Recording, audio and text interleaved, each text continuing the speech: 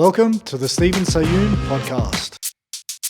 Hey guys, welcome back to episode 3. I have a fantastic guest on, Chris Miah, who's a professional MMA fighter. He has a sports therapy degree and is S&C certified as well. Welcome, Chris. Thank you for joining me today. Thanks for having me on, Stephen. Oh, mate, I've got so many questions to ask you. Obviously, we both have a passion for combat sports. And I first watched your fight on UFC Fight Pass. And when the commentators were talking about you and your background in terms of strength and conditioning, I really took a note to it and I started delving in deeper. And then I saw your podcast with David Gray. And I just thought, you know what, this kind of guy has similar values to me when it comes to strength and conditioning. And I want to jump on a podcast with this guy. And here you are. So, mate, how you been and how's things going now? And are you still fighting at the moment? I'm well. So it's a bit kind of all over a little bit at the minute. We've been running for 2 years now at like an amateur MMA club that I kind of set up after kind of the COVID situation. So that was kind of from scratch, and we've got kind of our first wave of blue belts, competitive amateur fighters coming through. So that keeps quite a lot of my time on the evenings, and then I've kind of pushed online coaching a little bit more, sort of with the combat sports area. And really kind of pushed that avenue again. Kind of COVID led to that, kind of pushing that avenue, and just kind of what's in demand.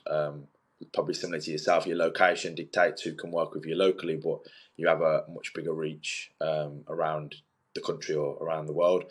And then I'm also teetering with the idea of competing again, which was always the question I thought might come up. And there's a couple of good offers on the table. I just need to figure out whether I can make the commitment to adjust life and training again to compete at that level.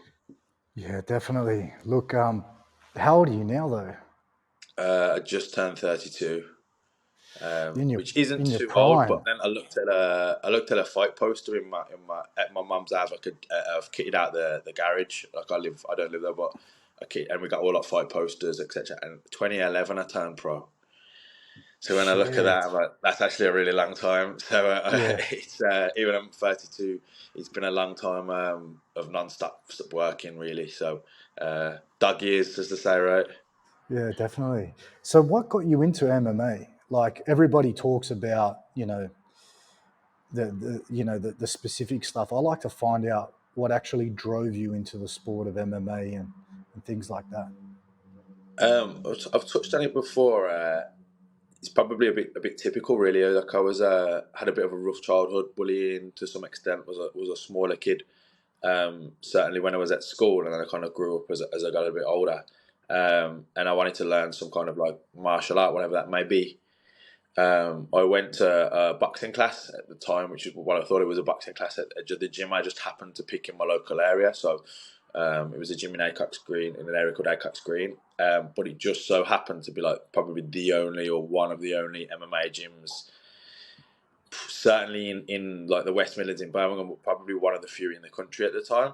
And it had resident coaches, a guy called Braulio Estima and Victor Estima, who ran Gracie Baja there at the time. So you kind of had Gracie Baja there, and you had sort of an underground-esque MMA setup. We had Mark Goddard, the referee. You might know of. He was a Yeah, Mark fighter from Goddard. that gym. Yeah, so he was a Wow. fighter back then from that gym. So it was just pure chance, really. I thought I was going to a boxing session, and it was kind of like a clinch stroke dirty boxing session. It was like nothing I'd ever really seen before, and I just kind of kept turning up. I went to the Gracie Bar at the same time, but I kind of did their foundation program, but that was very expensive, so I couldn't afford to do jiu-jitsu solely at the time. So what I did is I did the introductory program in jiu-jitsu, and then just ended up doing MMA just as a kind of, that's what I was going to do at the time being for self-defense. And within about a year, I was reasonably at it and kind of did my first load of competitions into clubs, those kinds of things, and it kind of like just steamrolled, really. That every time I competed, I had really good success early on, and it kind of teeter-totted into a career down the line of like I was unbeaten as an amateur, then you could go pro. Then I kind of made a deal with my parents to train full time but go to uni, which is what led to the sports therapy degree. It was kind of like, if you want to pursue this at a higher end, that's fine, but you need a backup plan, which was kind of the degree. And then it kind of steamrolled into I say a career. The money in MMA isn't enough alone to pay your bills, but it kind of steamrolled into that was the predominant thing I was doing, and then alongside other things just to supplement. And that's kind of brought me to where I'm at now. Along the way, many things I've fought internationally, injuries, setbacks, and that kind of led me down where I'm at now. I think everything I felt I was missing within the sport when I was coming up, I've kind of tried to fill a lot of those gaps with knowledge myself so that I can help others with that, which is kind of where I've ended up at now. Yeah, awesome. And I think just having that curiosity to want to be better and work on your weaknesses in terms of strength and performance to be a better athlete is amazing. You obviously genuinely have a passion for strength and conditioning, and you see the benefit it has towards combat sports and obviously longevity in the sport.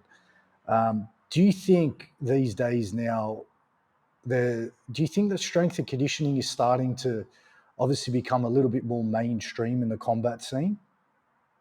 Yeah, I think certainly with social media, I think there's a lot of accounts, loads of popular accounts that post combat sports. I think people share it, they see it, they've got eyes on it.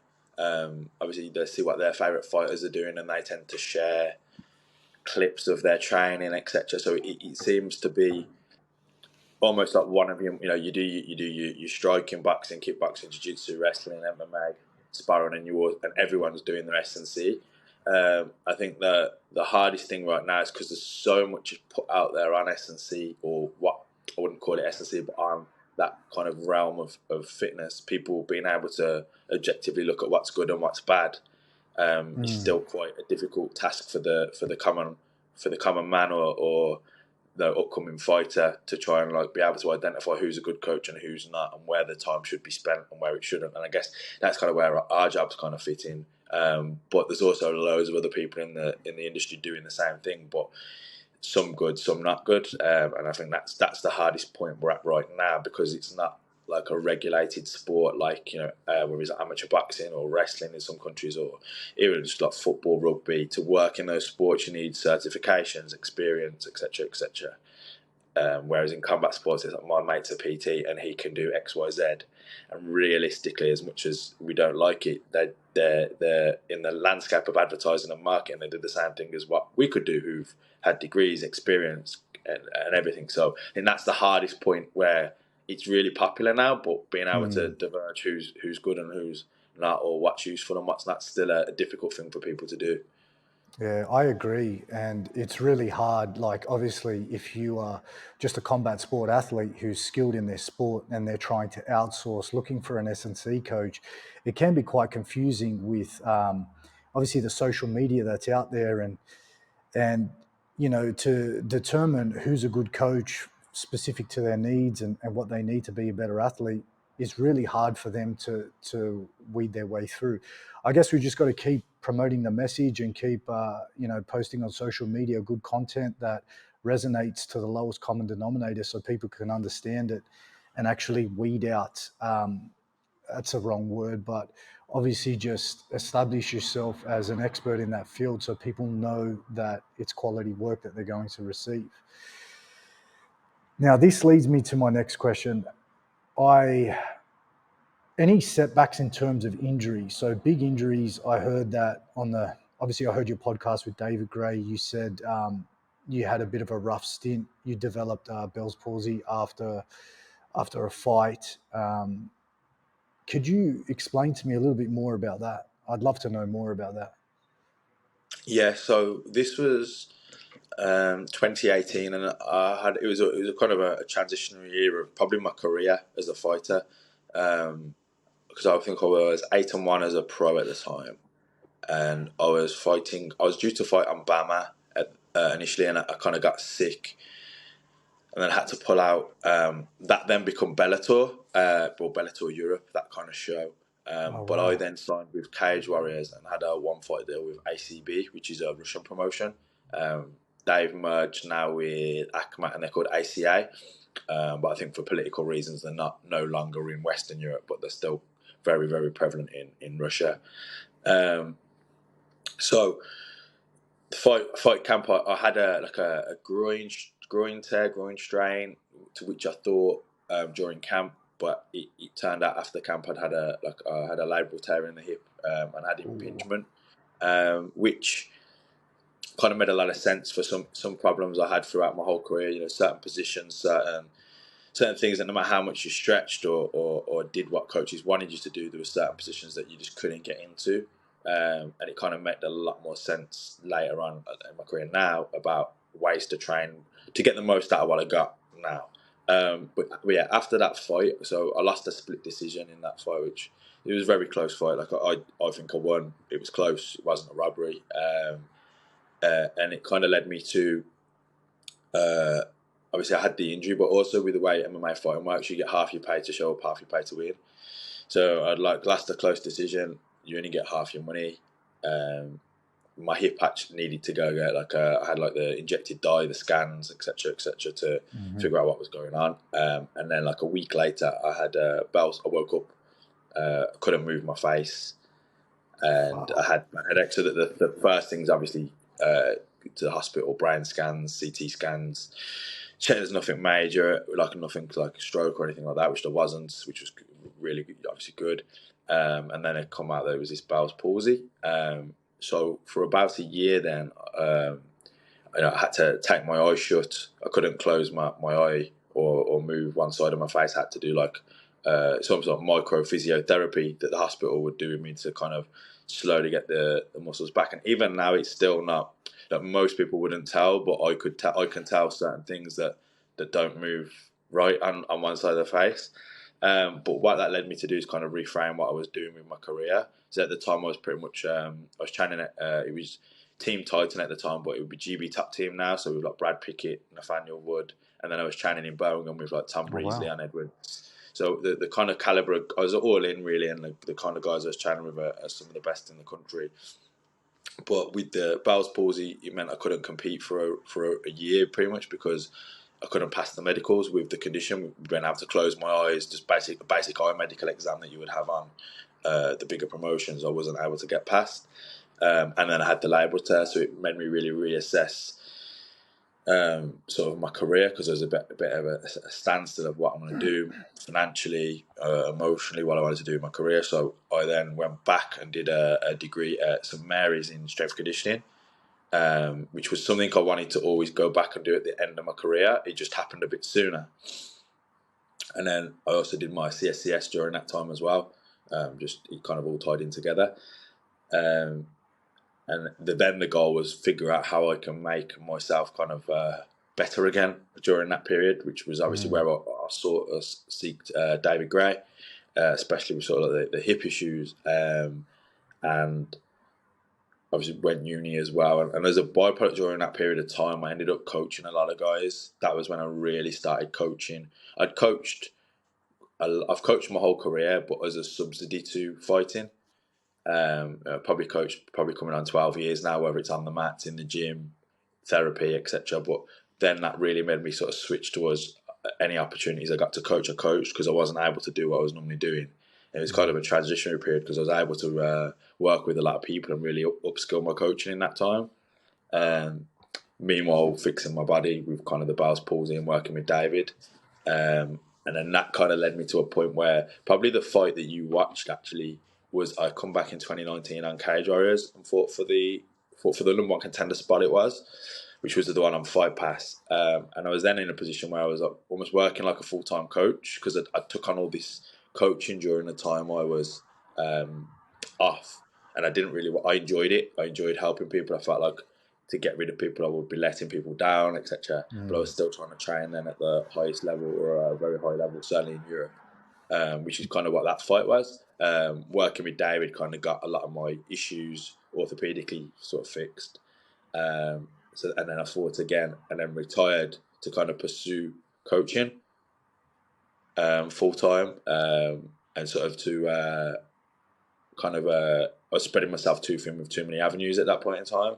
And then now we've kind of reached a point where everything's kind of some of the degrees are ticked off. Kind of I've got businesses running quite nicely, so there's always that temptation to go back and compete because life's probably in a Yeah. place I could now. Yeah. But yeah, so that was probably the transitionary point in my whole life, or certainly in my career as a fighter, switching towards a coaching where you're no longer able to do what you want to do, but you want to be involved in the sport and you want to make a difference, and that was kind of what really led me down the coaching path rather than just doing it like a lot of fighters do to subsidize their career. Yeah, definitely, mate. And that would have been pretty bloody scary to develop Bell's palsy after a fight. Man, honestly, like I'm surprised that didn't scare you from wanting to step back into the cage later on, thinking that, you know, it could get worse or it could happen again. It's a scary sport when you're obviously, fighting with 4 ounce gloves on. I've had very little experience with MMA and I'm talking very little. All right. I spent a lot more time grappling because I don't like getting punched in the face. Yeah, I could tell you now there's a big difference between sparring with, 16-ounce gloves on and playing around with 4 ounce gloves. It takes a lot of balls to step into that cage. And I think a lot of people don't understand what MMA athletes go through in that aspect. So, man, it's pretty crazy to hear. But yeah, so now you're in a good spot, you're coaching, you're thinking about competing again. Let's talk a little bit more about the labral tear. And I'm someone who's naturally genuinely stiff. I had my fair share of injuries as well after rupturing my Achilles and stuff, and that led me down the deep dark rabbit hole for combat sports performance. I've had my fair share of experience with mobility training as well. I've had some great results working with range of strength, but the greatest results I had were working with David Gray. And being a naturally compressed individual myself, I really struggled to adopt these extreme ranges of motion where I felt I was getting tighter and more compressed. And I picked David Gray's brain about it when I did his lower body basics course. And it made perfect sense. When the hip is compressed and you try to focus on femoral rotation of the femur in a compressed hip, it just makes things crankier and tighter. And just creating more space at the back of the hip and understanding the gait cycle of how to produce force into the ground, that was like the missing link for me. Once I adopted those methods, I found that when I went back to mobility training, I got way more out of my mobility work because I had more space at the back of the hip. I'd always feel like before I did any of that, when I was hinging, you'd feel 1 foot supinate off the floor because you'd lack internal rotation on that side. With FAI, like yourself, like I obviously a labral tear is the biggest thing that would probably diagnose that went into an FAI. I believe a lot of physios misdiagnose FAI. You've got to get a scan. You've got to see actually what's going on inside the hip. In that time when you thought you had a groin strain, were you doing massive amounts of mobility work in order to try and improve your range of motion, and you found yourself getting worse? Yeah, and yeah, exactly that. So that was kind of and even beforehand, probably similar to yourself, where you were doing traditional mobility training and actually range of strength. We used to speak many years ago when his account was quite small. He's absolutely blew up over the last He's kind a of lovely guy, though. four I or 5 love years. him. Yeah. During COVID, actually, we got talking quite a lot.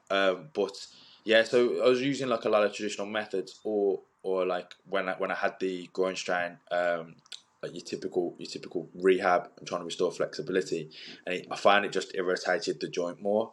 The biggest actual improvements in my mobility come when I settled the joint down, and just got the movement that I did have smooth and good. No, I'm not going to be able to access certain ranges, but to at least access the ranges I have well. And what that actually did, obviously, must have took down inflammation, took down pain response, which then allowed me down the line to access more range where I'm at now, where I'm probably the most flexible now I've been in probably 5 years.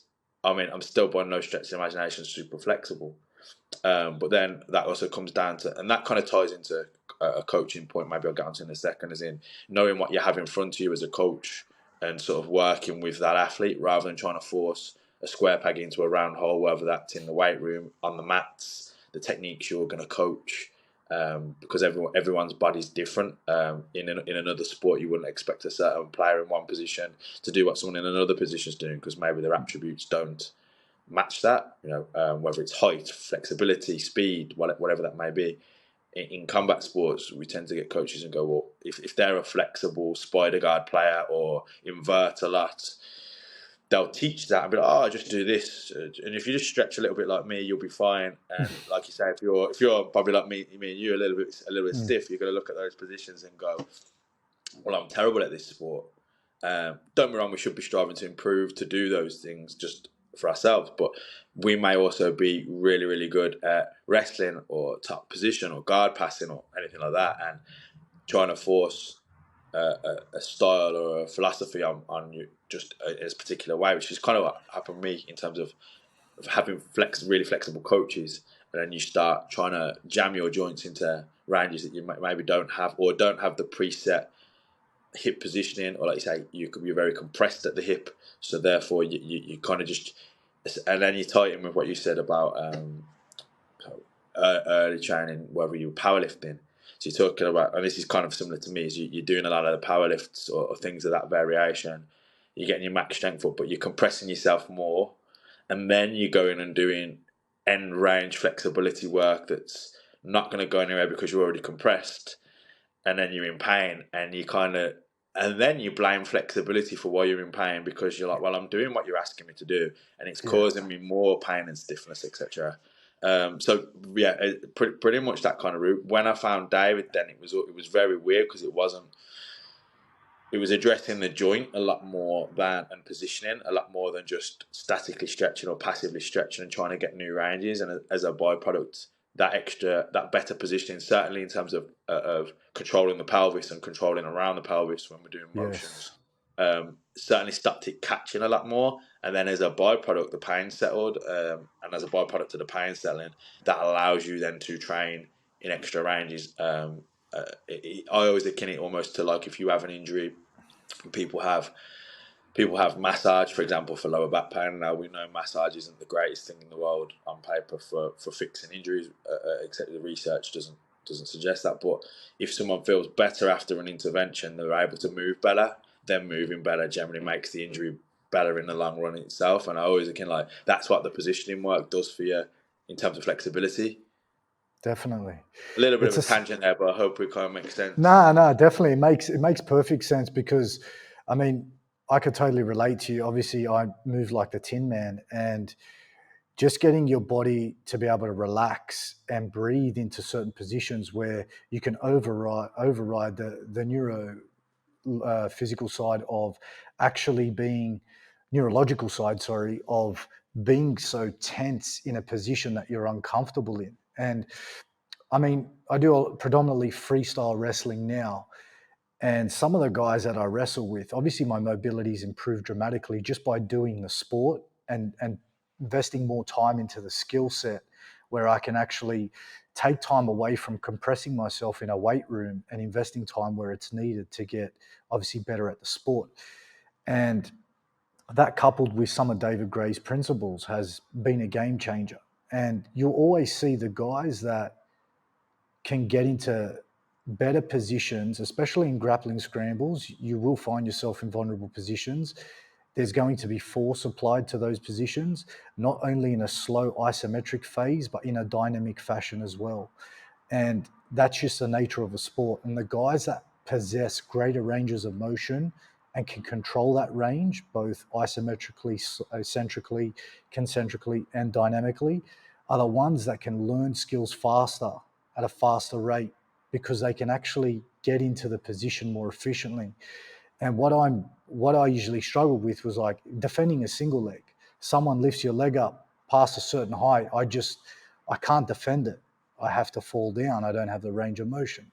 So there is merit. The sport does require athletes to be mobile in order to be good at it. But like you said, you'll adopt a style that suits you best within your current capabilities. I mean, I work with an athlete, Isaac Michel. He's a, I don't know if you've heard of him, but he's a pretty Was it big. B team for? Was it B team Yeah, for a while? he Yeah, was yeah, at yeah. B team. He left B team now, and I trained with him here like years ago, and then I helped him with his S&C, and then he's got a few knee issues. When I assess this guy, he's, no offense, Isaac, but he was one of the most tightest guys passively and actively that I've assessed. Very compressed through the hips, but the guy just dominates. And you look at him roll, he doesn't get into these crazy ranges of motion. He's so technically gifted at his style that he can Yeah. actually move within his own current capabilities and do what works well for him. And I'm starting to not change my views, but obviously broaden my horizons on mobility training for combat sports. And it's definitely starting to shape and change the way that I design it with program design with my athletes and things like that. And the biggest thing, obviously, with David Gray was getting the pelvis to rotate over a fixed femur. Like that's something we don't do enough of in the weight room, is Yeah. getting people to load them in an offset stance where you can actually, get them into mid stance in a fixed femur, and getting their pelvis to move over that femur was something that improved my hip internal rotation massively. And if you look at the sport of BJJ, it's all flexion, external rotation, compression. And if you give those athletes what they're not getting from the sport, you'll find that they'll just get, obviously, they'll move better on the mats because they're getting what they're not. Obviously, you're filling in the gaps from what they're not getting. So that's been the biggest takeaway with mobility. Now, with obviously being in the UK right now, with geez, I was going to ask you, I just forgot. With your strength and conditioning and the athletes that you currently work with now, what are some of the biggest hurdles that you have to deal with? Just quickly, there's something I just wanted to touch on. Yeah, I will come back to that. But with Isaac is that's where, like, because obviously I coach skills. I'm a black belt in jiu-jitsu myself, and I coach MMA and jiu-jitsu, and that thing of he's always in good position because he's so technically good. I believe it's something that as a skills coach we should always be striving to be in good position, yes, and striving for that kind of jiu-jitsu that is within what good looks like, good athletic position. Then the kind of S&C side of things is to make sure that if we go out of that position, we don't break. And that to me is kind of like how I think of a coaching philosophy in terms of skills on the mat. I don't like athletes who rely extensively on passive flexibility to get away with being in like bad position for jiu-jitsu or wrestling, and their attributes get them out of bad position. I actually think like coaching people to be in good positions should be the way we should be striving to do. But our S&C, mobility training, end range training gives us a bit of wiggle room because it's going to go wrong at times, and that stops us breaking at them times. There's just something that, again, he talks about how philosophies change. That's definitely something where I always feel we should be striving for good. Like you say, if you watch the very best guys, they're usually in good position anyway, and then there'll be a scramble where they'll be in bad position, and they've got the access to those ranges to get out of it. to get out of it, Then you exactly. get other people who just rely on being able to go into bad position, and hope that their flexibility saves them until their knee pops or their LCL pops or whatever that may Yeah. be, depending on the position. In terms of the UK and mistakes, in the strength conditioning sector. I think it's got a lot better over the years. Mistakes athletes make is your typical things of like, let's hire a coach when I'm in camp. For example, let's do a fight camp together, which is something where I coach is a former world title contender in boxing. We just work on a just a PT basis now, just his recreational trainer. But a guy called Matthew Macklin, he commentates for Sky Sports. He's a very very knowledgeable pro boxer and pundit, and we talk about like when S&C fits a fighter's schedule most. And I believe the bulk of S&C work should be done outside of camp. going look pretty much general to specific with our conditioning, with our strength and power work. So our job almost becomes more important when the person doesn't have a fight, and it becomes more about managing load and giving them what they don't have during a fight camp. In my eyes, so when fighters go, "Oh, I have a fight in 6 to 8 weeks, let's start S&C," I think they're kind of missing the point of what it is that we do. So I think that's a massive thing, that fighters that just want to start a fight camp and go, I'll start S&C now when I have a fight camp. I think there's a missing piece with S&C coaches having an input into skills practice in terms of conditioning. And I still think that's something we still struggle with to actually get in place in the UK. But I think that will be the thing that will take our sport, like other professional sports, a little bit more, where we can have an input into the work-rest ratios, the intensities, etc. of sports practice, as well as what our sessions. Because at the minute, I'd be guessing you probably do similar to what I do, where you have your strength and power-based sessions, and your conditioning is usually filling the buckets that they don't get from their sports practice, and you kind of see what their sports practice is doing, and we're trying to fill the buckets, whether that's aerobic zone 2 work or intervals or whatever we need to fill that they're not getting from on the mats or in the pad sessions or in the wrestling sessions. We kind of fill them gaps. But I think eventually having some kind of input into the sport, if we look at general strength conditioning principles, we go from general to specific. So the more specific we go, if we could influence work to rest ratios in jiu-jitsu practice or in wrestling practice, I feel like we would be able to give our athletes a more specific conditioning element than what we maybe currently are able to do at the moment. I don't know what your thoughts are, whether you've had any success with that. I mean, I've been reading up a lot on it, and obviously I do combat sports, obviously not at a high level, but I wanted to feel the demands of it. I need to feel it to understand it. And that's just me. You need skin in the game to feel it, and to feel the energy systems predominantly working, to feel that lactic threshold building up when you're wrestling and someone's coming at you. And I honestly believe, depending on which combat sport you take part in, the demands are going to differ, right? Obviously, boxing's different to BJJ, and BJJ is different to freestyle wrestling, and MMA is just a whole whirlwind of its own beast, where it encompasses everything, and then the time durations are different there. So, I believe a lot of the athletes, the hardest thing is managing fatigue and recovery, because, well, the biggest thing is guys here in Australia, they'll go, oh, there's a fight 6 weeks out. Yeah, I'll jump on that card. I'll jump on 6 weeks out. Let's start fight camp. I haven't trained, nothing, but they'll do a 6-week camp and go fight. And then you've got no time to prepare. You've got to just go straight to specific when they haven't really spent time building GPP or anything like that, working on their injuries in the past.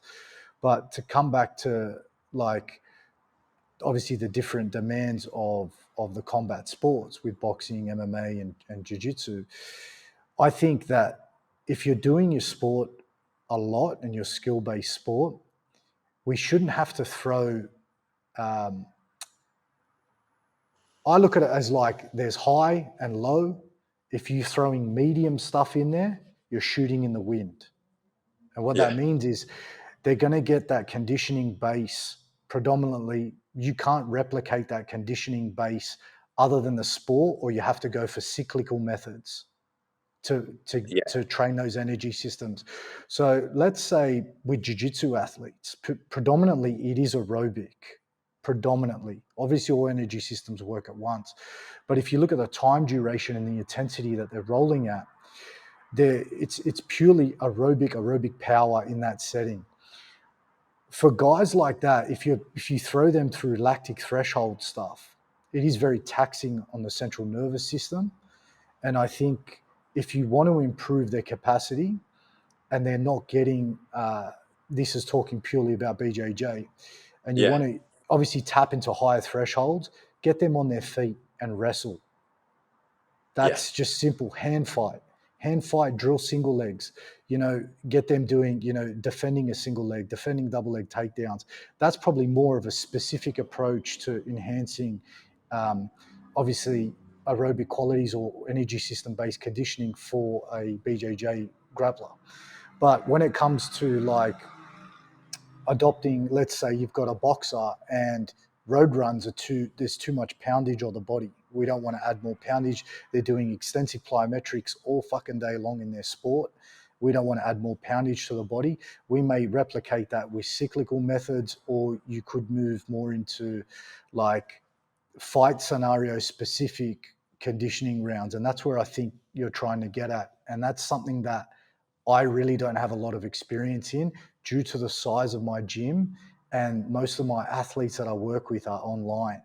So they all come in with a very low training age and they're broken. Yeah, So spending a lot of time just working on getting them strong, healthy, and feeling good is pretty much where I spend 99% of my yeah, time.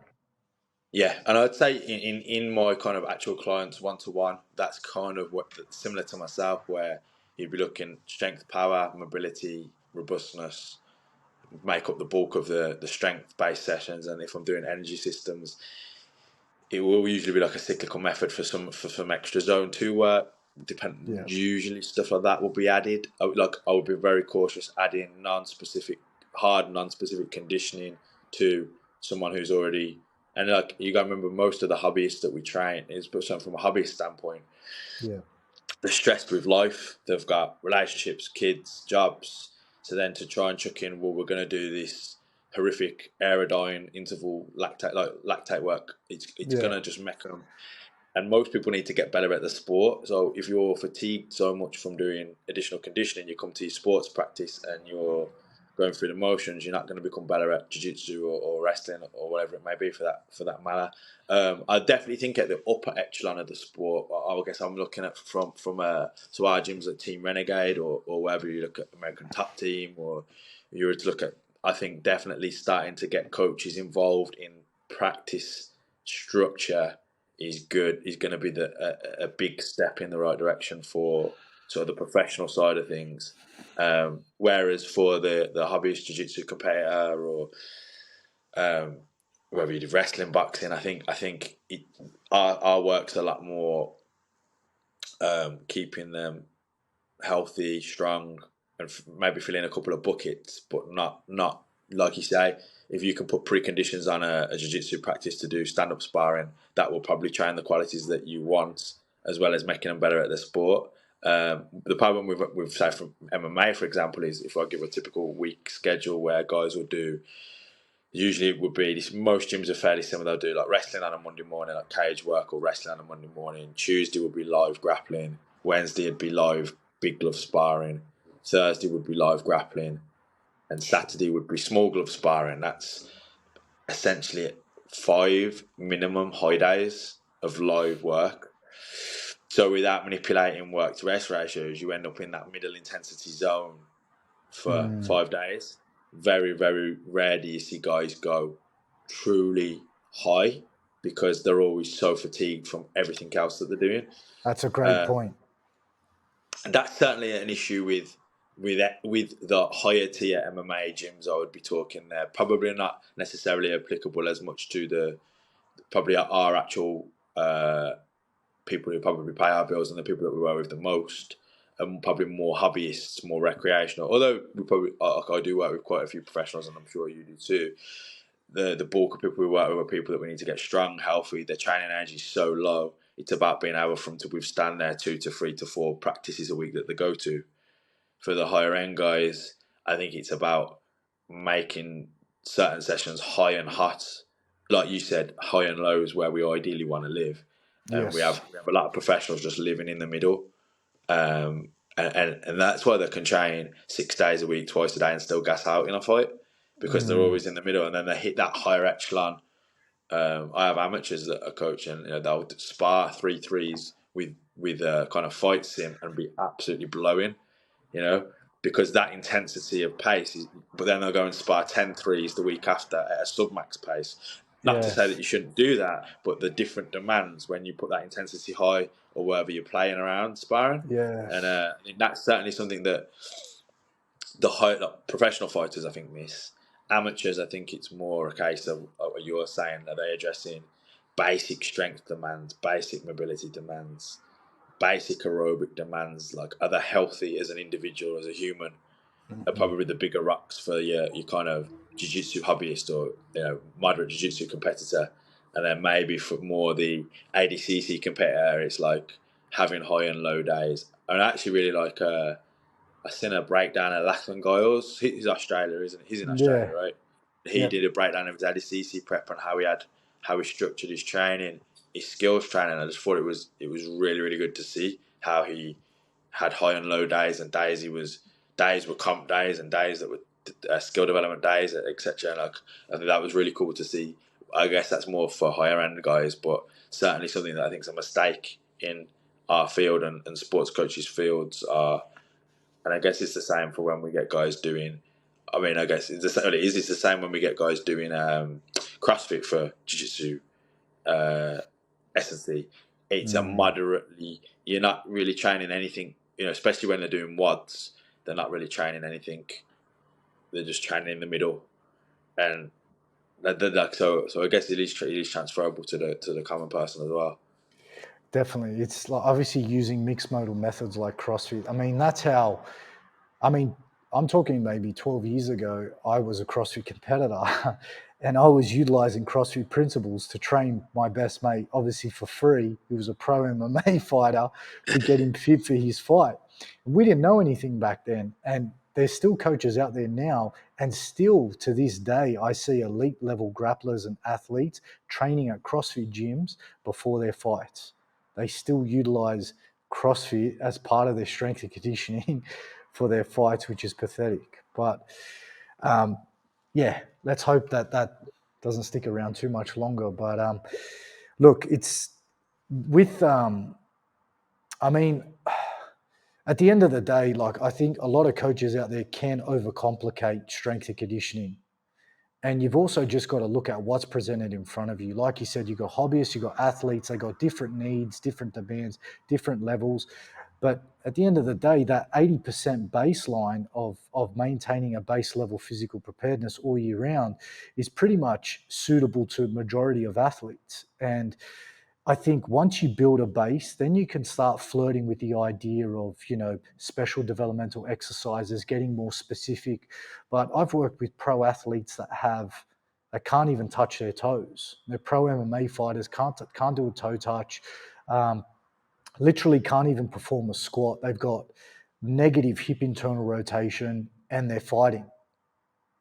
And they've never really adopted a strength and conditioning plan, and they're professional fighters. So you still got to, it still comes with professional athletes. Their training age is still low as well when it comes to strength and conditioning in a controlled environment.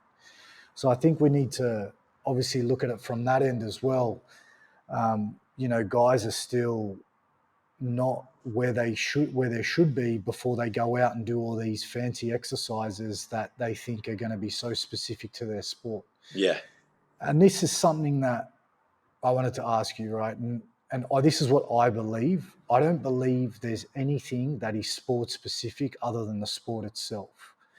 You can't replicate the demands, the speed, the timing of the actual sport in a controlled environment in the weight room. I just don't see it possible. I think that you can enhance indirect qualities that complement the sport, but you can't replicate the demands other than doing the sport itself. Yeah, I agree. I mean, even if you look at sports science mode, and you go, well, what's our role in terms of like dynamic correspondence? Of, does what we do in training correlate to what we're doing in the sport? And like most of our benefits of what we do, like secondary and tertiary transfer to the sport, whether that's like aiding robustness in certain, like you say, key resilience areas. Do the hips move well? Um, you know, can the Achilles handle repeat extensive loading, whether it's jumps or bounding or just moving around? Like you see a lot of Achilles takes like hopping around in boxing, moving around. Maybe they're not prepared for what there is. Like the secondary and tertiary sort of transfer from what we do to me is the big rocks, like primary transfer or sort of actually being sport specific in what we do is kind of, I don't see that has a lot of value. I think that's more of an emphasis on the sports like certain track and field sports or throwing sports or jumping sports where there's a lot higher correlation between certain outputs in the gym that can be measured Correct. and sports performance in their actual sport. Olympic weightlifting, good example. You know, of course, an Olympic weightlifting program is going to correlate well to Olympic weightlifting or powerlifting for that matter. Yeah, like Pretty the much. sport is what you're not too far off what you're doing in the gym. Whereas with our sports, they're just absolutely light years away from actually the not only technically and tactically, but even like the speed of movement. People think throwing a fairly lighted landmine is going to be simulating throwing a straight left on a heavy bag. Is just, it's outrageous to think that they're even near the same thing, and that's kind of something I've kind of gone towards specificity and then moved well away from it. Probably the last 2 years, and a few coaches I've spoke to. There's a couple of coaches. A guy called Cole Vincent. He's in Canada. He was on my uni course. He's one of the smartest coaches I know. Someone I lean on a lot in terms of just if I have an idea, and we go back and forth and obviously train that. And it actually comes down to, well, a lot of our velocity demands are actually taken care of in our sport. Sometimes, It trying to do is. these banded and chained up and all these like fast motions in the gym that are still relatively slow. I have a sprinting friend as well who I talk to quite a lot in the UK, Gabe, and he talks the same things. Like even when we're doing our fastest movements in the gym, they're still pretty damn slow compared to his sport, which is sprinting. And I still feel Yes. even when we're doing these med ball throws, banded, whatever banded thing that people are doing, punches, which we shouldn't be doing, but you see all these things, and they're still so slow compared to actually taking a step back and throwing a right hand if you talk to Definitely. speed of movement, or level changing and shooting a double leg, so we're still miles away from the actual speed of movement. The joint angles are fairly similar depending on what exercise we're doing. Yes. So it's like we want to really look at training the qualities that we can, in my opinion, and trying to let the sport take care of itself. This is my opinion, and trying to let the sport take care of a lot of the other qualities. I In agree. terms of, maybe we could control that. I'll give people heavy bag workouts and use like a lactic sort of conditioning methods where you're going 8 to 10 seconds, and I want maximal speed, maximum power, effort to kind Yes. of train that quality on the heavy bag. But I mean, to me, that's gonna. People ask, what exercise can I do to make myself punch harder? So punch the heavy bag hard. Punch her hard. Yes. That's Like, exactly it. I'm not gonna do some weird concoction of medicine ball banded jam. Don't get me wrong, I love medicine ball work more for actually what it can do from a mobility standpoint sometimes than actually thinking it's going to transfer to punch power. Mm. Yeah, so I'm almost of the same belief that everything we do is very general, is secondary and tertiary, but it enables us to do the primary thing more often with more strength and power qualities, better conditioning, Hmm. more resilience to injury, and more work capacity to practice it more often. And if we can do those things, we've done our job pretty well, I believe. Definitely. If you can, obviously, if we can just provide the groundwork and the framework for athletes to express their skills at a higher level, if we can turn them into better athletes where they can actually develop their skills and refine those skills at a higher level and obviously, with better technique, then we've done our job in that sense. I don't want to talk about punching power. It shits me. So I don't want to go down that dark road. But so what now for you, mate? In terms of like your goals, in terms of coaching, are you working out of a gym at the moment? Is it your space? Are you renting? What's going on with social media? Work wise at the minute, I work at an old friend actually. So an old friend of mine, he was actually my school teacher at one point in time. So he's quite a few years older than me, but he's a very good martial arts coach in our local area. They had like a kickboxing gym and an amateur boxing gym. But they approached me after COVID to start having like an amateur MMA setup. So I coach there now. There's a gym called Combat Sports Centre in Sahyoun. I coach there pretty much every day of the week for 6 days a week. Jiu-Jitsu and MMA, and then I also run as a freelance S&C coach from there. My in-person hours on S&C coaching have come down a little bit over the last sort of year on my own sort of behalf, because I've wanted to have a bit more time while I'm young enough to coach skills more in my day to Yeah. day, because I know that won't be forever, and also potentially pursue competing again myself. I also feel like, probably similar to yourself, is that you're a very niche. You have a very, very high level of expertise in a certain population, and that's worldwide or European or UK wide, not just to what's within your local area. That's something Yeah. I certainly realised in terms of combat sports. But yeah, so we have an amateur team there, and they're just now starting to compete super regularly on the sort of jiu-jitsu scene and MMA scene. So that's kind of a project I've got, is to try and create some sort of national champions, or I did want to do the IMAF kind of route, but that seems to be really there's been a load of political things with that organisation, so Yeah. I don't know what's going to go on there, but certainly to try and produce a really good amateur setup in my local area.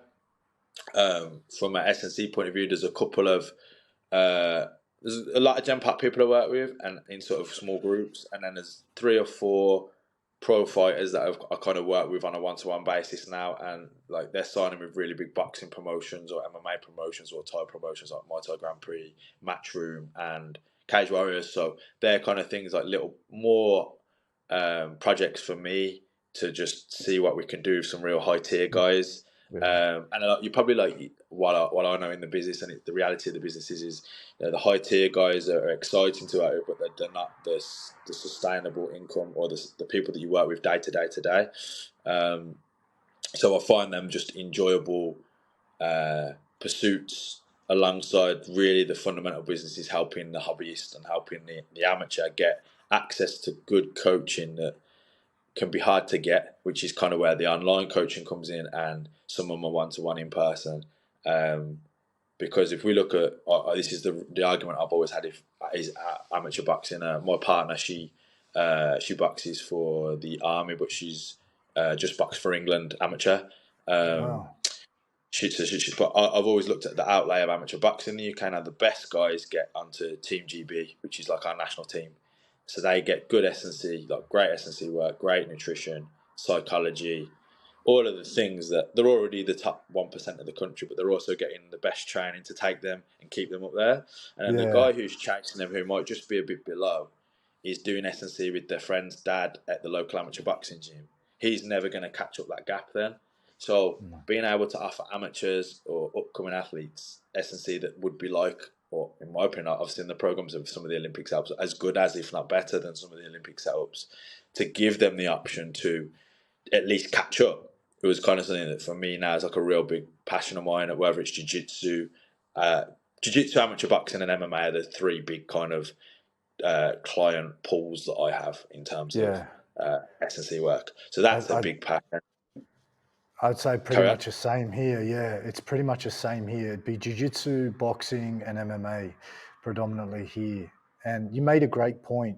There's a lot of magic in seeing someone at a hobbyist level, the growth, to see them come from a beginner to an elite level. And you actually, if I sat down and I said, right, Chris, show me what you did from start to finish, and you could just see the progression, the magic in that, from someone who's building a base level of physical preparedness to now being an elite level athlete competing at the highest level.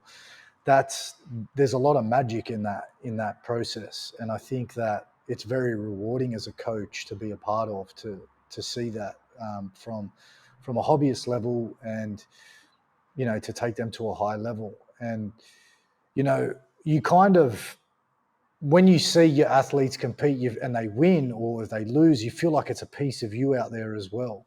And that's Yeah. something that I really find very rewarding with my guys as well.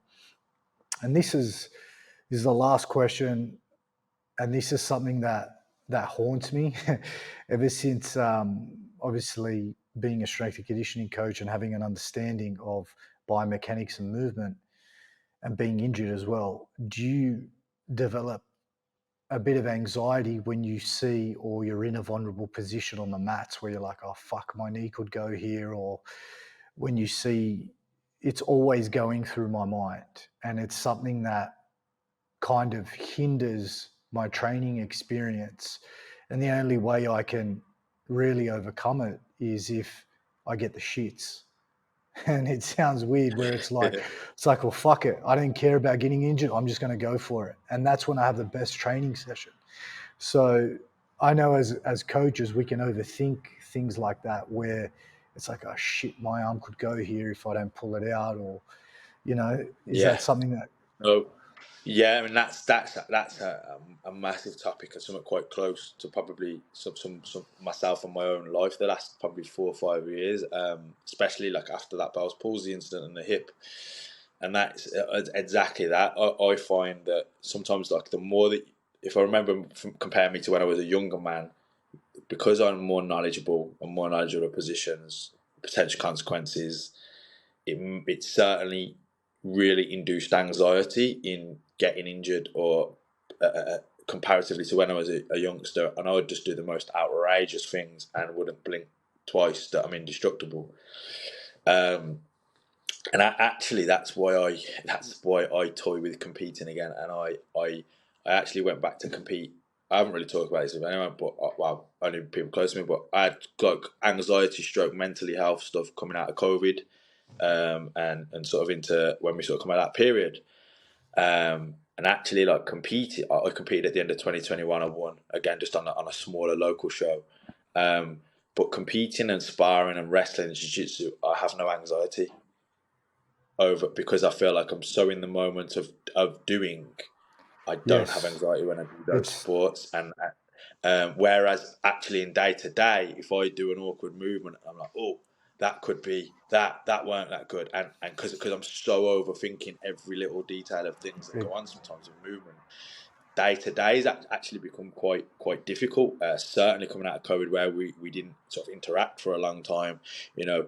Um, and then that's what actually led me back to competing in 2021 was like I was like, well, when I spar and when I compete or when I wrestle and I'm completely in the moment thinking of nothing else, there's no anxiety, there's nothing like that there's no overthinking, but actually we're day to day or when we're scaled back, that like drilling for example, there's loads of overthinking, whereas I'm oh, live, there's just fun and joy because I'm in the moment. So mm, no, 100%, and it's something that why competing is like almost. People say, you talked about people getting anxious about fighting or competing. I actually found that the purest, most relaxed I ever am is competing and fighting, whether it's jiu-jitsu or MMA. And actually, sometimes the training or the day to day is more anxiety ridden than doing the sport, which is really really strange. But yeah, no, I think it's also what makes probably coaches great, and maybe why I may not. I'd like to be a world champion. I should have been a world champion a few times in my career, and I didn't have the fights to do that. And I'd like to tick that off on my career, but I do think that kind of thought process is probably what held my overthinking, kind of what you said as a coach, is probably what held my career back as an athlete, waiting for the perfect time, the perfect this, the perfect that, this condition to go. But it also makes me a fantastic coach because when an athlete comes to you with a problem, you've already thought through 5 of their problems in your exactly. head, and you've already got the solutions for them. So Yeah. it does make it's great for coaching, not so great for yourself as an individual human. But that's Mm, probably why people like us have gravitated towards our industry, because the overthinking can be great for strategy, for coaching others, for helping others, but can sometimes be a bit of a pitfall or a downfall for yourself. yeah, man, that's exactly right, bro. You've hit the nail on the head with that. Like, yeah, man, it's actually thanks for sharing that though, because like I'm sure that, it's weird. It's like when you're present and in the moment and you're actually dialed into the session, you've got no outside stress, or you're like, fuck everything. I'm just going to focus on what's in front of me. And the most time you're ever going to be really present is when you're competing, Yeah. because it's be like, well, it's either him or me. That's going to be, You hit the fight you or know, flight button, or people yeah, talk about flow state, and that optimal flow state of competing, and you kind of hit that right dial on competition day. Sometimes Yeah. when you're drilling technique in a gym and you've had an argument with your partner, or Exactly. there's a bit of chaos Yeah. going over in the weight room, or a good looking girl walks past and the Yes. focus is gone of the session, right? But Definitely. when you're in competition, you're in that moment of it's me or him.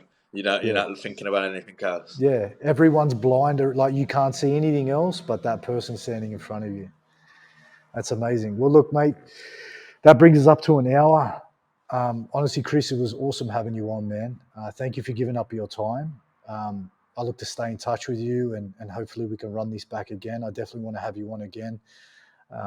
You're obviously doing great things out there, and you've got skin in the game that I honestly believe no one else really does, in terms from being a professional MMA fighter, coaching it, and now being an S&C coach. So a lot of athletes in the UK are definitely going to be well looked after.